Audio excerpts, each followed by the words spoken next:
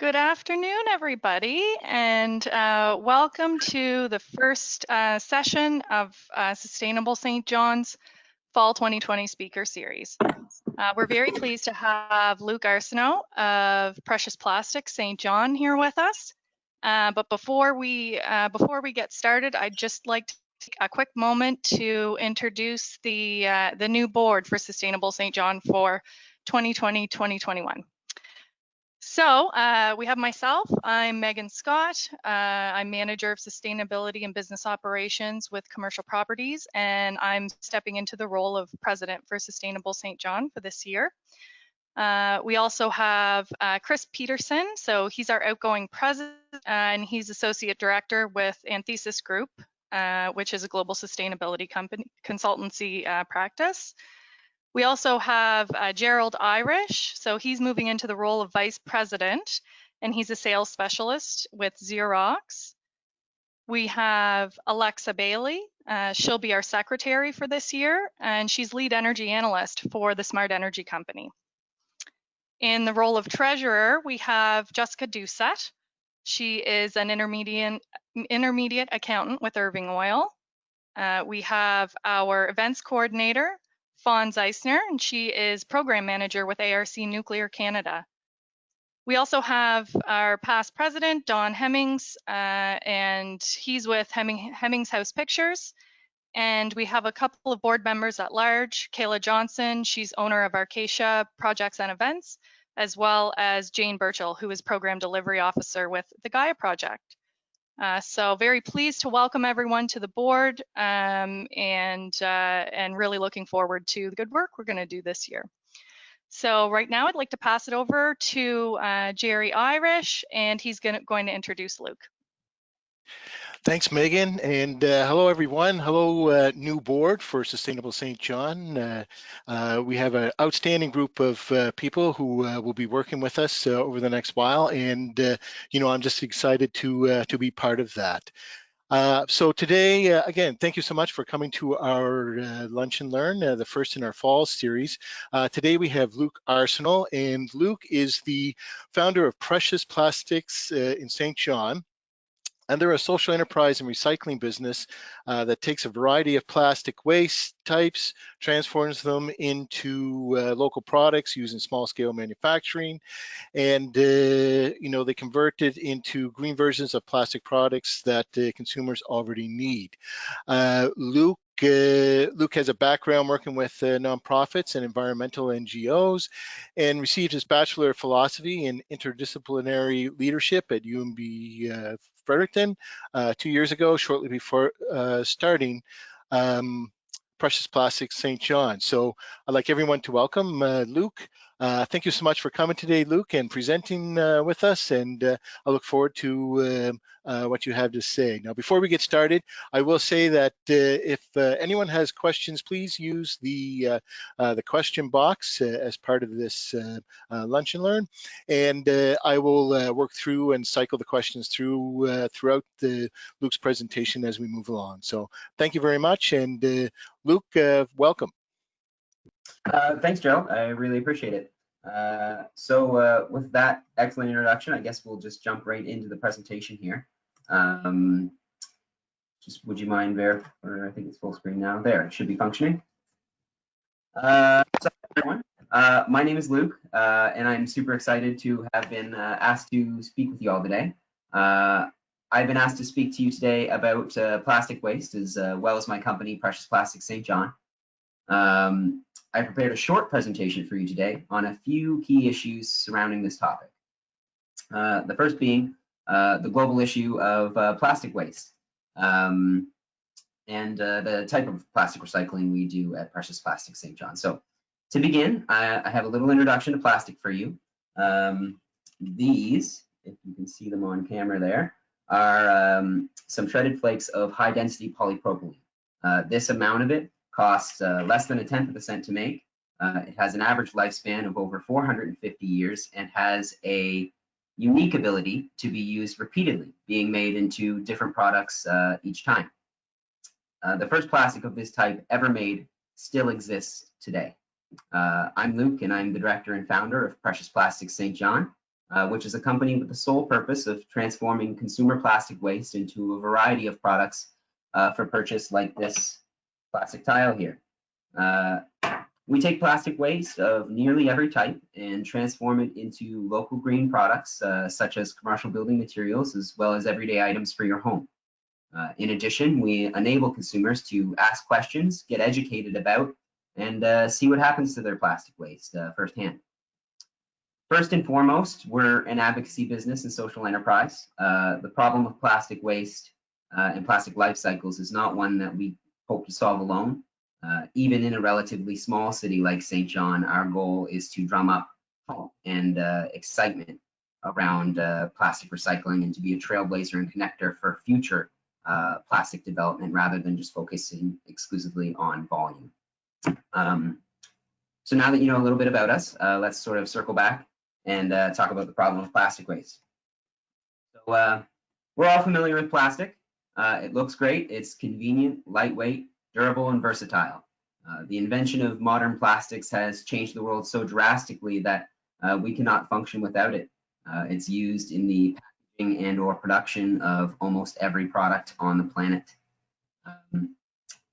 The problem arises when plastic has fulfilled its usefulness rather than capturing and utilizing the used plastic material into new products. We have designed a system where it is cheaper to get your hands on new plastic instead of this already useful and valuable material with thousands of just applications just sitting there in our landfills, in our environment, and even sometimes in our wildlife.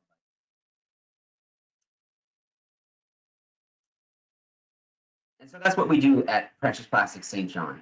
We focus on taking that used plastic material and showing people that it has value and can be utilized in environmentally conscious and profitable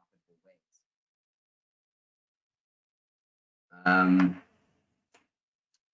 In 2019, more than 8 million tons of plastic waste was dumped into the ocean.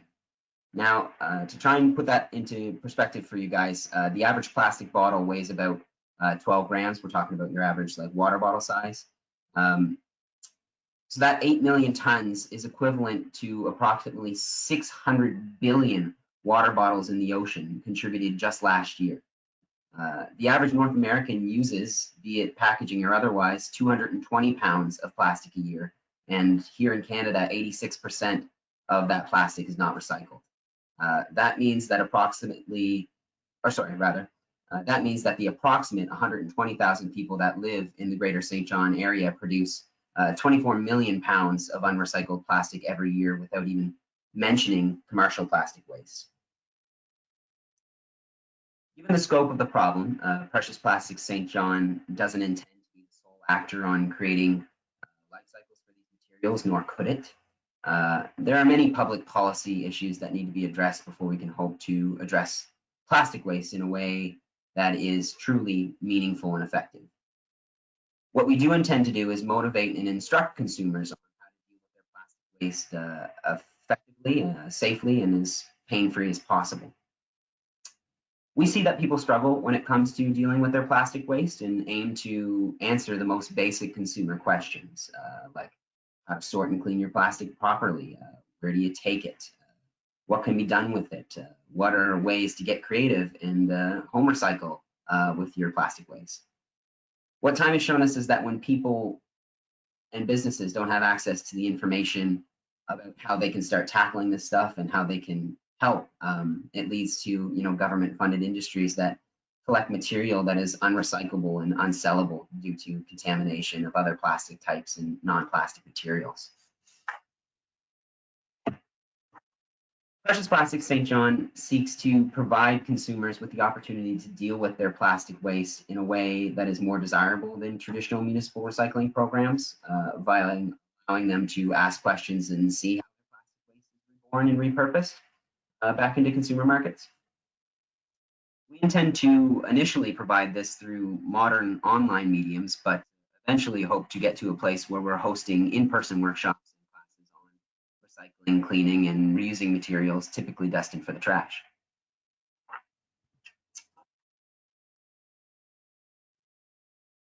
Precious Plastics St. John solves an issue for environmentally conscious consumers. enables them to be more involved and engaged in the process of dealing with their plastic waste, as well as providing a green and local version of plastic products that they may already need and want. We hope to provide a wide range of custom plastic products for commercial applications, as well as people's homes.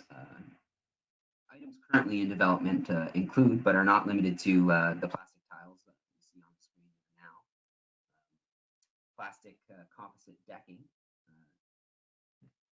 3D printing filament, and water bottles, light switch covers and housings, and a couple other things that we've started working on. We do this using custom plastic recycling machines of a few different types and for a few different applications. Currently, we only have the shredder and injection mold machine built and ready for production. The shredder, as the name implies, shreds clean white plastic into small flakes that I showed you earlier that can be utilized by the other machines. So take the injection mold machine, for example. It'll take those shredded plastic flakes, heat them to the right melting point, depending on the type of plastic we're using, and then forces it into a forces the molten plastic into an aluminum mold of our choice. And you can see the aluminum tile mold up on screen now. The process truly is that simple. It's literally as simple as cleaning, shredding, and then remolding these into whatever product you want.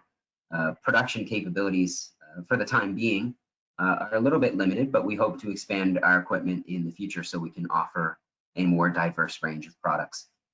The two machines we get most excited about building are our version of the plastic extrusion machine, which, as the name implies, extrudes a consistent line of plastic in varying shapes, and the sheet press machine, which produces plastic sheets. Those plastic sheets can then be used, direct to consumer as paneling and flooring and those sorts of things, or it can be used in advanced manufacturing, and it can be used in CNC cutting machines to make a wide variety of flat pack products and pieces. What we hope for this project is that it opens the public's eyes and gets them excited about tackling the insurmountable task of beginning to reframe how our society views and treats waste plastic. And hopefully we recycle a fair bit of plastic. We as individuals need to start doing more to address plastic waste in our lives and in our world. We produce so much of it and don't take care of nearly enough of it the way we should. It's time for us to start putting pressure on the right people to fund these types of public services and private businesses to tackle this problem effectively for us as well. But that being said, simple things like finding alternative uses for empty plastic containers and doing your due diligence on taking your plastic waste somewhere it can be recycled and cleaning and sorting your plastic correctly when you do have the benefit of municipal pickup. These things matter in the fight against plastic waste, and they matter a lot more than people often give them credit for. We'd hoped to have had these products available for purchase months ago, but due to COVID, we have been a little bit derailed, as most people's projects have. And as such, we are unsure and in what capacity we'll be able to officially open, as we've had to push that back again. But in the meantime, we do continue to move forward towards our goals as a business in the ways that we can. So if you are looking to get involved or stay up to date with Precious Plastics St. John, we can always benefit from your advocacy, so please feel free to tell your friends. Visit our social media and get as excited as we are about the project. If you have any questions, please feel free to reach out to me personally using the email on the next slide. And finally, if you want to keep in the loop, please follow us on Facebook and Instagram at Precious Plastics St. John. Help us on our quest to give plastic value, and thank you very much for your time.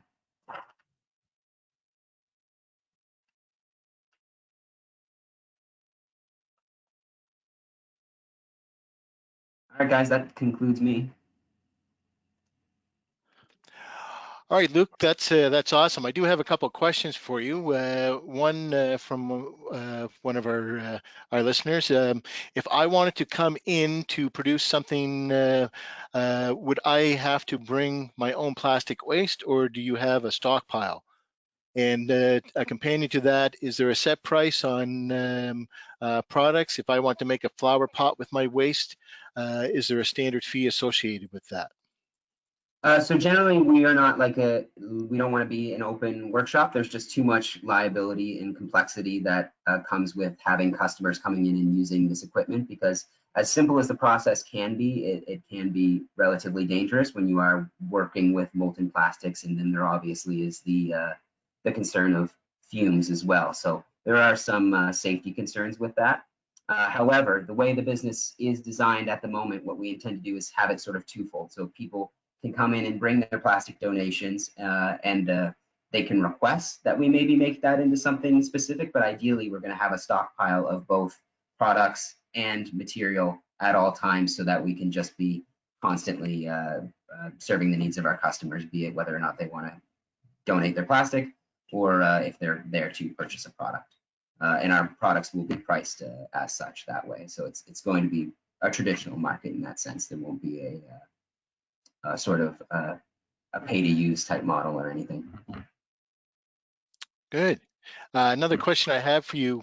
You mentioned a few options for upcycling plastic. What's the most that you're most excited about coming up in the future here? Sorry, would you mind repeating that question? You mentioned a few options for upcycling the plastic. What's the most option that you fellas are excited about coming up? Well, as far as like upcycling goes, some of the things that I do here at the house that tend to be more successful for me is just recognizing the fact that most of the plastic containers that you're taking from whatever products you're buying are often very effective Tupperware and potting materials for various things. I do a lot of gardening and stuff, so I find I use a lot of my plastic waste there. Right. You are asking more specifically about products we want to produce, though, correct? Yeah. What are you fellas excited about? You mentioned you were looking at several other pieces of gear. What Yes. what things are you excited about to be able to produce?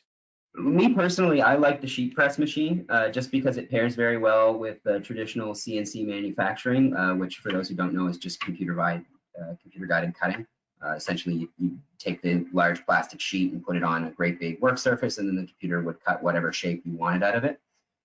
The reason why that's so what's the word, exciting is because it does allow for a lot of secondary complex manufacturing. Like if I can get plastic sheets together, that means I can make tables, it means I can make chairs, it means I can make so many different things, because I can use these CNC machines to cut the pieces I need from that material. And in addition to that, it's in a very well-established market already here in St. John included, which means that there'd be a lot of effective partnerships to be had and to be made, and a lot of equipment to be utilized, a lot of existing equipment to be utilized if I could make those types of sheets. So I would say that the plastic sheets is what we tend to be most excited about around here.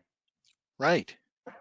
Now, do you fellas intend to have an engagement session of sorts to educate the public on how to clean their waste so that they can bring it to being repurposed? Because a lot of work, comes from preparing the waste and educating everybody on how to do that properly. Do you fellas have a vehicle you're going to use to do that soon? Yeah, ideally, the intention was to actually get the ball rolling with that a little sooner rather than later. Before COVID sort of happened, we were actually in the process of getting a space. Right. So we were about to launch more or less full time with this and start getting some of those workshops going. Because yes, that is our 100% our intention. We recognize that the need here in St. John isn't necessarily volume, it's education. And although Right. volume is our passion, and that's something we want to do, we want to create products, we want to get plastic out of the environment. What we also need is to simultaneously be able to educate people who are also going to come alongside us and help us tackle this issue.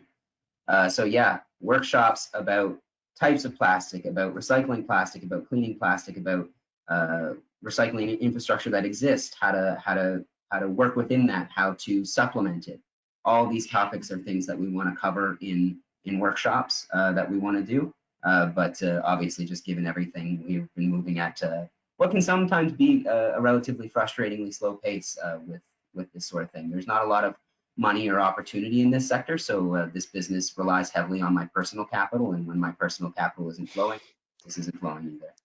But we do hope to get to a point eventually where we can maybe ask for some loans and things like that and actually go full time with this. But it's such an untested market that most people are a little apprehensive about it, which is completely understandable. This is relatively new technology, new untested type business styles that we just don't even know are going to work. You know, we have our value proposition.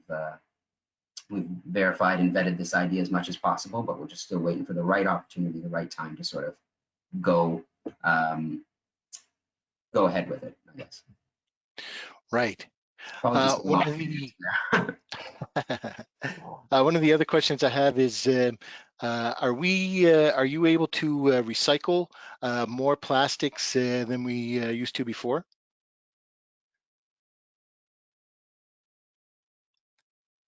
I'm sorry, Luke, we've lost your audio somehow. How about now? Good. Yes. Go ahead. So yes, we are able to recycle more types of plastic than Fundy recycles. Generally, that's just because the markets that exist for plastic recycling usually focus on very specific types of plastic. So I'm sure people who do have the benefit of municipal pickup are familiar with the 1, 2, and 5 motto. Those are the ones that can be recycled through these traditional means. Whereas we will take everything that's 1 through 6, everything but 7. Because 7 tends to be the other category that houses plastics that tend to be more toxic and have a lot of off-gassing and things like that. Right. Does that answer your question effectively? If I could maybe take another swing at it if you repeated it real quick. No, that sounds good.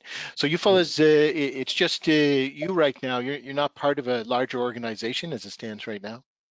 No, we do have some partnerships in Ontario that have helped us with a lot of the planning and construction of the equipment we do have. In addition, we did have a board of governors for a while, but when this project kept continually getting held up, I more or less dismissed it just because I felt like I was wasting their time a lot of the time when we were meeting about nothing that was happening. But I do intend to reconvene that in some capacity once we finally get back on our feet and actually have something that a board of governors could benefit from meeting about. Right. Yeah. Right. All right. Another question we have is, can you fellas manufacture food-safe plastic products such as food or beverage containers? Or are Yes, you 100%. You can. 100%. The only thing that it's dependent on is the type of plastic. Again, some types of plastic tend to be porous and sort of what's the word? Because it's not disintegrate, but it's deteriorate a little faster than others in some ways that create certain pockets for bacteria and things like that. So long as we're maintaining the correct type of plastic for those products, then yes, we can. However, there is a process for that. To start producing food quality products, we would have to get essentially permission from a governing body here in Canada. Right. Now, is there any plastic waste that can't be repurposed by you fellas or anybody? Yes, anything that falls in the 7 category, and that tends to be the what's the word? That tends to be the case across the board, unless there's a company that specifically is recycling a very specific component from a product that they continually get type thing. Just because number 7 plastics include things like nylon, polybicarbonate. These are again plastics that tend to be very toxic and very, very strong. Like that they don't have reasonable melting temperatures, and even when they do, they tend to burn rather than melt. So recycling those materials are very difficult. But anything that is not in that number 7 other category, we can take. So those first 6 types of plastic are 110% our wheelhouse, and that includes plastic shopping bags, your crinkle muffin container, traditional beverage containers, pretty well any type of plastic that you encounter in your daily life, we can recycle. Awesome. Yeah. What kind of support have you been talking to the St. John business community to help you ramp up, like the local chamber or anything like that that might be able to Yes. help you?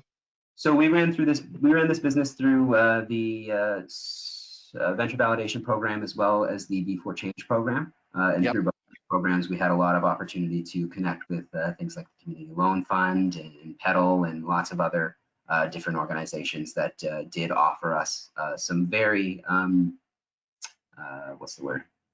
Generous funding opportunities. Mhm.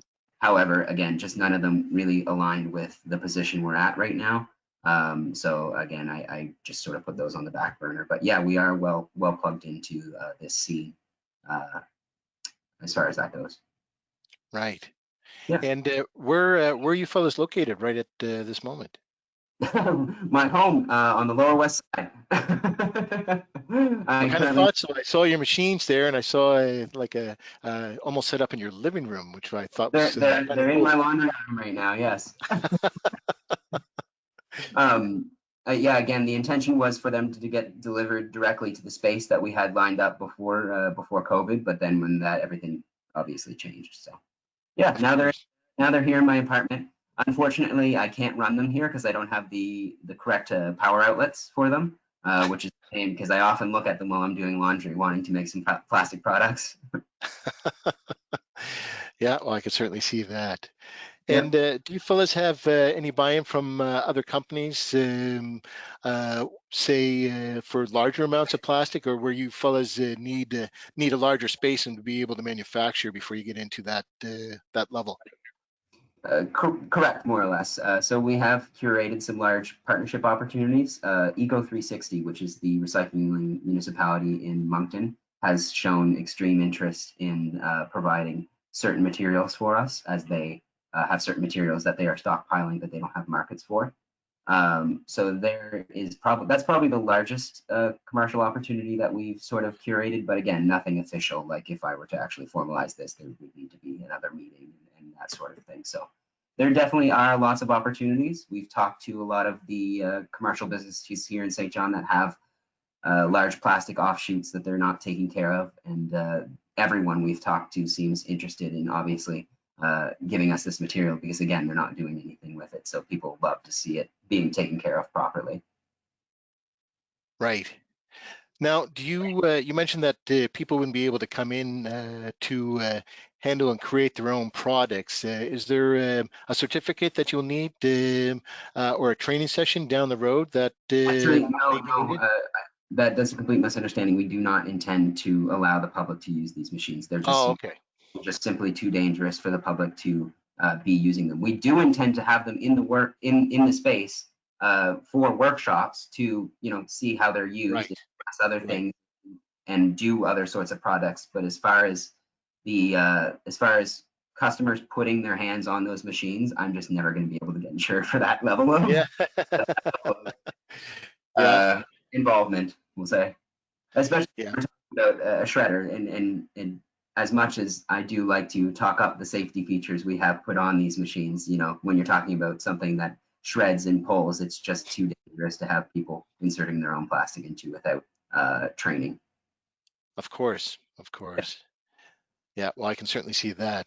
Have you fellas reached out to local government to see if they have any programs that would be able to expedite you fellas moving ahead with the space? I only ask because we just went through an election, and some of the key wording was, we're going to do green business and this, that, and the other thing. So pretty much every platform had that part of it. Have you gone that route yet?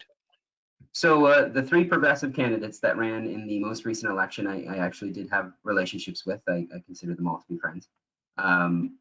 But as far as the Conservative Party goes, I actually haven't approached them regarding this topic yet, but that is definitely something that we do intend to do, especially given that we hopefully will be ready to start looking at a space again soon.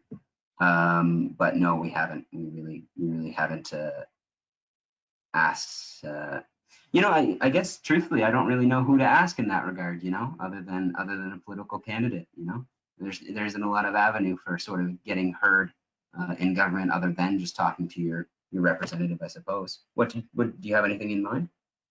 Well, we Sustainable St. John can certainly be a first step, and we can certainly, see what any of our members thinks of how we can, help you there. Moving forward past that, you're right. Just reaching out to your local MLA, especially newly minted, you could say, hey, this is what I'm looking for. This is, I'm looking for support here. I'm in a green business. I want to recycle and do these things. So certainly, you might be able to. Again, be pointed in the right direction that way. So you have a couple of options there that you can start with. I believe, I'm not sure what the Chamber of Business for St. John might be able to work with you with. But they might be able to bring you around to a couple of different solutions or options as well. So there's several things you could probably do there. Definitely, lots of conversations to be had, and I appreciate you bringing that to my attention because yes, it is time to start holding our political candidates accountable for the promises they make. So definitely, I think we should have a conversation in our future. Yeah. Well, I'm running through my questions here. I don't see anything too much more. If anyone has another question they'd like to ask, please, go ahead and jump on audio now if you'd like, and you didn't send it through.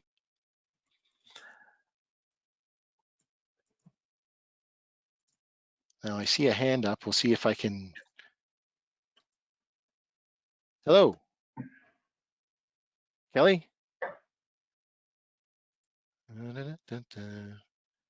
Oh, here we go. Let's see. Now, could the equipment be transportable, like taking it to schools and NBCC as part of the environmental education? I think we've answered that, but you can move on it further if you'd like. So yes, the answer is it is quite transportable. Obviously, you need it's not as simple as a pickup truck type thing. You would need a trailer to load it on, that sort of thing. But yeah, it is quite mobile. And that's something that we've wanted to include in our designs right from the beginning. The shredder that you guys saw in the presentation is actually version 2 of our shredder. We built a smaller shredder before that I actually did end up taking to an event at UMB Fredericton for their sustainability week. So we have done those types of mobile workshops in the past and do continue to do those. Obviously, there is a cost to them though, so the venues that we can sort of show up to with our equipment are limited by the venues that are willing to pay us at least cost for getting there type thing, which usually is low. It's just usually the vehicle rental or something of that nature. Right. Yeah. Now, are you able to use, I've got a couple more questions here. Are you able to use plastic waste from fishing lines and tow ropes and such for your process? Is that within the class 1 to 6? So the only issue we have with those, yes, they are within our recycling means. Is just obviously when you talk about like stringed. Well, you know what? Actually, that's a very good question because I do know for a fact that certain fishing nets and ropes and materials definitely do fall within our wheelhouse, but I think some don't. I think some are nylon material, but I'm not entirely familiar with the variety of material variability within those products. So if it is a number 7 material, which I do believe is possible, then no, we simply can't touch it. And then the issue we have with the stuff that is like in our wheelhouse is sometimes it doesn't play well with our shredder. Sometimes it needs to sort of be pre-processed before it can be processed, and that can be as simple as just cutting it up in a couple places, that sort of thing. Because obviously feeding a net into our shredding machine probably would not end well. But yes, we have done smaller pieces of plastic fiber, that sort of thing. We've already tested it for that. So as long as it's like cut up to a reasonable size, let's say maybe like a loaf of bread, perhaps like a bundle like that small, we could probably shred something and just have to pre-process it a little bit. Yep. Now this next question goes to the integrity of your product. Do you feel as when you're mixing the plastics, do you have a process, quality assurance program for the integrity of your final product, particularly as a building product, if you're going to be using it that way? Well, I see that's the beauty of plastic is generally you don't need a sort of long history of product testing because again, this is one of the most versatile and durable materials that exist in the world. However, yes, we have done some testing in that regard with some concerns that we've sort of found with some of the products we want to do. One, for example, will be with the plastic tiles. What we were concerned about is when people were using them, you know, in their shower and the like and things like that, are they going to be able to stand up to the heat, or are they going to shrink a little bit, causing, you know, grout line cracks and things like that? So we actually set up a model where we had two tiled surfaces, a traditional one as our control and one that wasn't, one with our plastic products, and had it set up so we were constantly pouring hot water over the surface, and we did that for 48 hours. And didn't see any shrinking in the product, which is good because obviously we were getting temperatures that were consistent and consistent with being well under the melting point of these products. Right. However, yes, it is a concern of ours and one that is constantly at the forefront because the last thing we want to be doing is selling products that don't work, right? Right.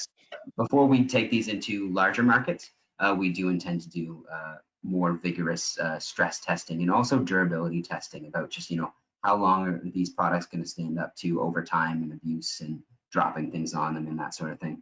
But the challenges for testing and quality control are different for every product, so it can vary quite a bit. Right. Now we have an oversupply of plastics at our local landfill. Would they be of any of that coming to you? Or are you interested in any of that? Hopefully, yes. I haven't talked to Fund Recycle since very, very early in the process. So there'd have to be another conversation to be had and sort of reconnect in that level. We've been sort of doing our own thing for a very long time. Sort of just getting the equipment has been our focus for so long. But yeah, as long as Fund Recycles is willing, I would be more than happy to start taking some of the oversupplies of materials they have and getting them back into our local economy. Obviously, we're not quite there yet, but yeah, where we want to be. Right. Because benefiting from the systems and working with systems that already exist are always going to be better than creating new and starting from scratch. Yeah, well, that's correct. That's correct. And would you fellas, do you think you fellas, once you have a manufacturing spot and everything is set up that way, will you be, are you interested down the road to have your own retail outlet or at least partner with somebody who's already out there? Yeah, so we actually did some research into that already, and because obviously we do have prices on our products and things like that, you know, what it's going to cost for us to make them, what it's going to cost for us to sell them, that sort of thing. And what we found was that the over under on these products generally isn't good enough for traditional retail stores, like big box stores, like a Kent or a Walmart or anything like that. We're just not quite there yet in our production, and we won't be for, you know, at least probably the first 5 years of operation. But what we did find is that lots of local businesses that would be willing to stock these products either on consignment or just like an upfront like scrape fee off the top. And so we did curate that with a couple different businesses. Our strongest partnership is with the St. John Tool Library. We've always been good friends with them. I used to work for them. I'm good friends with the owner. Brent? Yeah. So when we do start selling some of these products, you will probably see it in locations like that first. You know, local businesses like Visitors Uptown, the St. John Tool Library, other like community just partnership organizations have said they'd be interested in stocking them just at their counter, that type of thing. Lots of people have given me opportunities to get my products out there, but they do tend to be a bit non-traditional in the sense that we're used to, I suppose. Right. Yeah. Right. One of the other questions I have, Funding North Plastics will turn plastic into pellets first. Is that type of process that you fellows would use, or would you use that as a starting point in your manufacturing process? I know you have your shredder at the start of your process now. Is that something that will be able to help you in the future if you do put them into pellets first, or can you buy pellets? What's the long game on that? Do you know offhand? Pellets or flakes generally doesn't change anything. Again, if this material is too large for whatever machine we're trying to use it for, it's as simple as running it through the machine again, because our shredder machine has varying size screens that will continually process the product until it's small enough that we want it to be.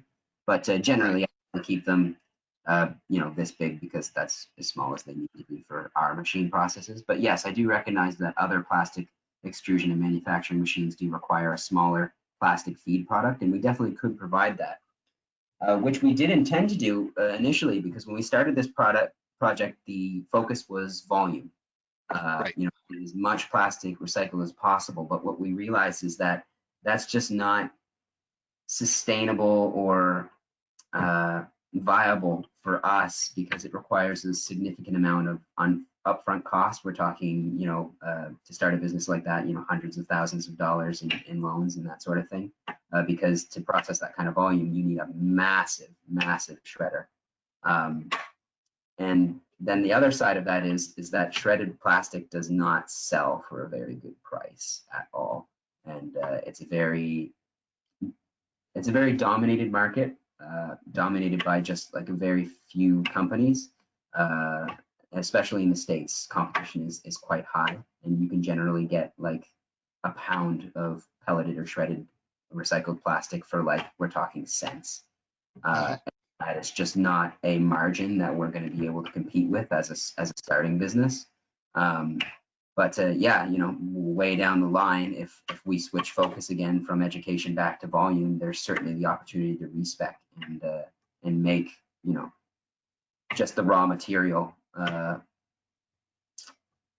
because that would allow for, lots of other businesses who don't have the opportunity to sort of make the manufacturing base first to sort of jump on this project and be like, oh, look, there's already this pre-shredded plastic that we can use on our machines. What are we going to do with it? That sort of thing. Right. I rambled a little bit there, but. No, it's no problem. Well, that's awesome. All right. I think I've gone through all of the questions that I had.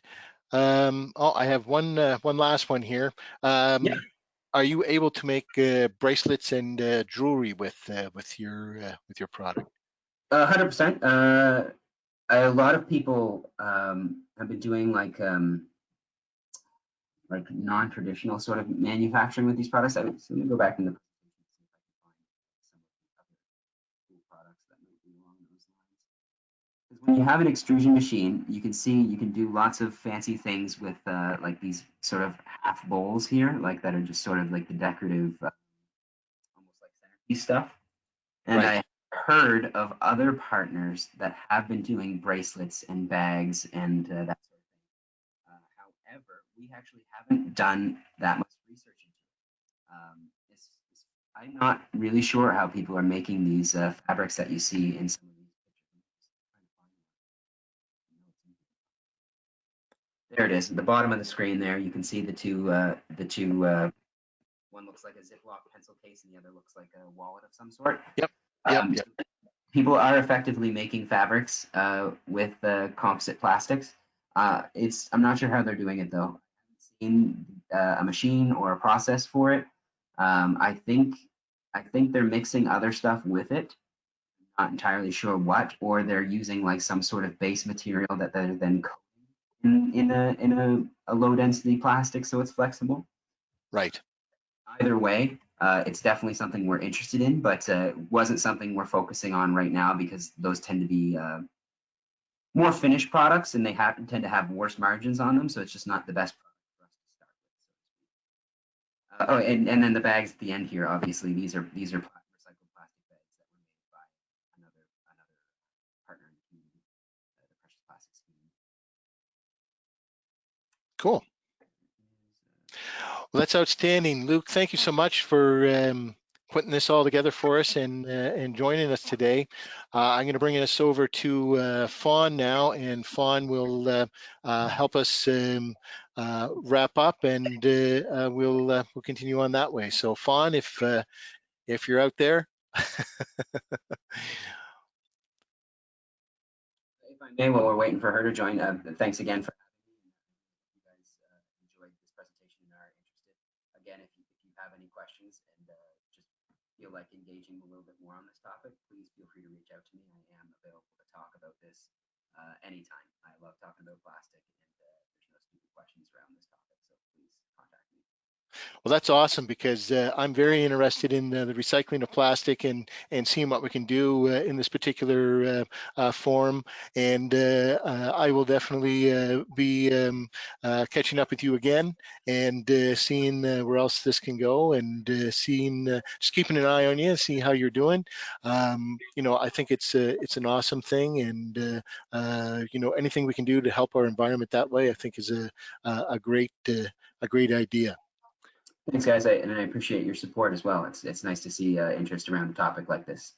Yeah, no, that's awesome. Are you there, Miss Fawn? Yes, I am. I just want to confirm that you can hear me. Yes. Can hear you. Okay, wonderful. I have my camera on, but I don't think you can see me, but that's probably Can't the see best. you, but we can hear you. That's no Okay, problem. wonderful. First of all, I just kind of want to reiterate what you said, Jerry. Thank you so much, Luke, for taking the time in your day and delivering an excellent presentation. This is a fantastic initiative that you're working to progress, and it's even more exciting that you're developing it here in New Brunswick, specifically starting off in the Lower St. John, so that's awesome. Please keep us informed as you progress. I really just want to highlight too our next Lunch and Learn sessions to complete that 2020 fall series. So October 21st, we will be having a session that will be led by some of our board members, Jane Burchill, who's with the Gaia Project, as well as Alexa Bailey, who's with the Smart Energy Company. They will be discussing the challenges and opportunities that COVID-19 has presented in the sustainable business sector. Following their presentation, our next session will be November 18th, and it will be held by Danielle Smith. She's the Sustainable Coordinator at the University of New Brunswick. She founded the UNB Sustainability Program and is leading the UNB Climate Change Action Plan. So her presentation is going to highlight the progress with both those programs, right down to the creation of them, the engagement, and the launch. So please tune into both those sessions.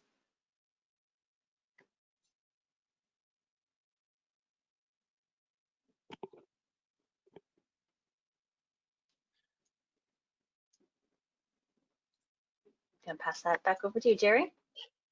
All right. Well, that's outstanding. Thank you, Fawn. Listen, everybody who was on today and is still on with us now, thank you so much for joining us. Luke, again, thanks so much for bringing this to attention and joining us today. We'll certainly be keeping updated on what you and your team are doing, and we'll certainly you know, keep everybody that works with us involved, and letting everybody know what you're up to. So on behalf of Sustainable St. John and the rest of our team, thank you so much for presenting. Thanks everybody for coming today, and I'll just wrap up by saying thank you so much, and I hope everybody has a great day. Thanks, Joe. Thanks, everyone. Thanks, Luke. Have a great day, sir.